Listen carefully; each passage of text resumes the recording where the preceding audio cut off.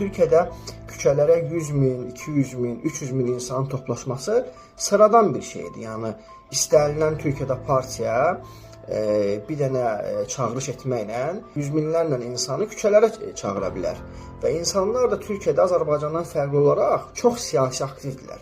Bizim marağımız bir çoxlarının seriallar, futbol, nə bilim baboşlar, TikTok və bu cür mənasız işlərlə keçirsə, bu cür mənasız məsələlərlə Azərbaycan cəmiyyəti maraqlanırsa, Türkiyə cəmiyyəti bizdən fərqli olaraq siyasətlə maraqlanır. Çünki siyasət onların gündəlik həyatlarına təsir edir. Çünki siyasət onların birbaşa həyatıdır.